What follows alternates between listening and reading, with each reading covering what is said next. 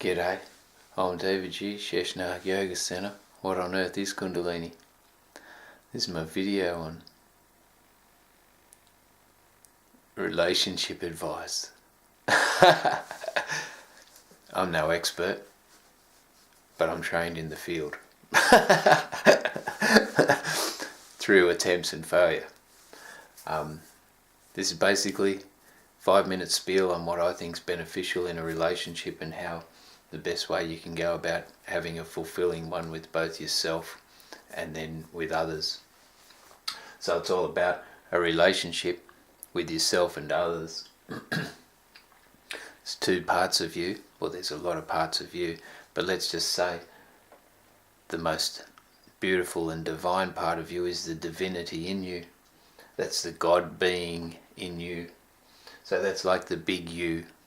That involves everyone. Physically, comes from a framework. Psychologically, emotionally, spiritually, it involves everyone and everything. Then there's the little you, which is the other extreme, which is separate from everything, separate from everyone, and it's just you, just the framework, and that's what you feed, and that's what you please.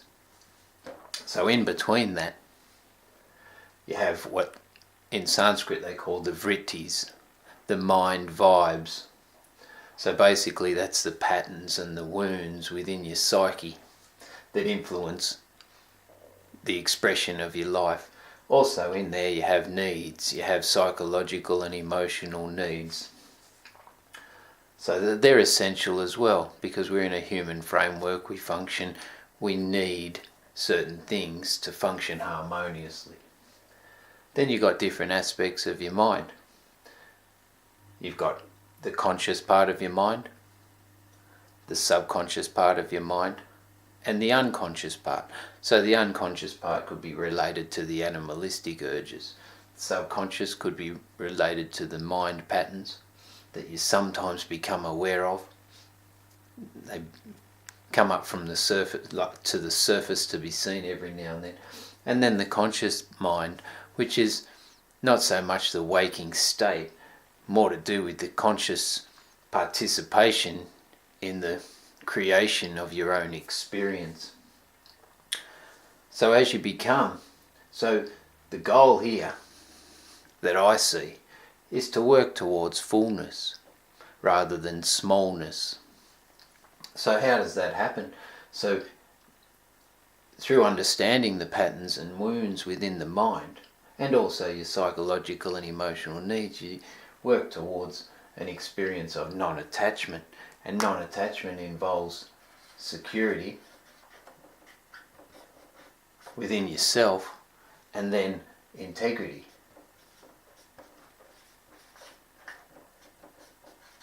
So this is all to do with a relationship with yourself and also relationship with others.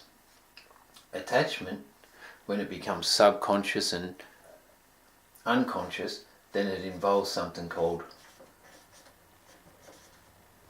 neediness, which is not healthy for anyone. So if you're in this experience and you're trying to work towards fullness, I recommend personally that you participate in the experience of upliftment, both of yourself and anyone you're involved in. With upliftment, there's tools: praise, compliments, which are the same thing. And then in that you have an experience of acceptance. If you don't have that and you're not working upwards towards embracing the divine part of yourself and working towards that pure being aspect, and you're growing towards that and evolving, then you're doing the opposite. And if you're working towards smallness, then you work towards an experience of denigration.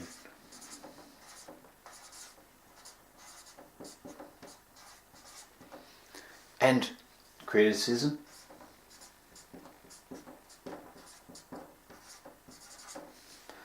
And in that, criticism normally comes from non-acceptance.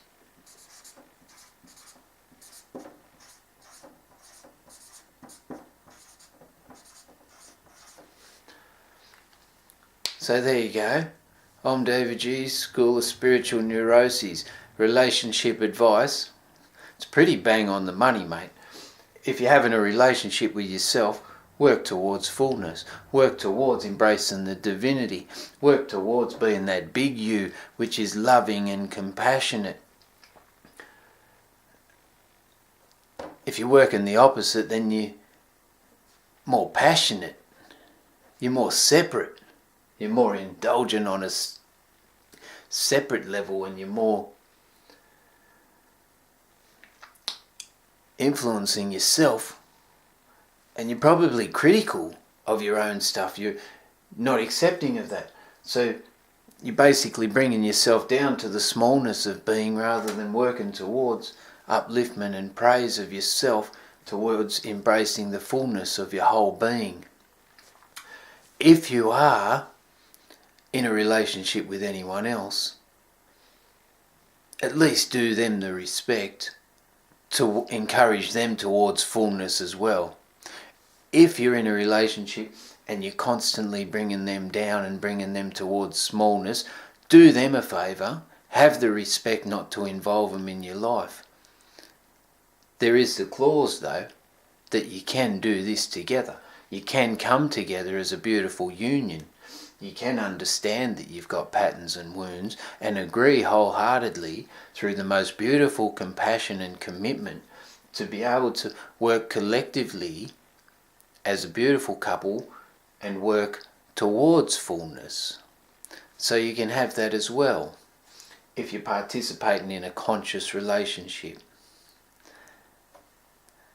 If you're not, it'll be unconscious and it'll create hell.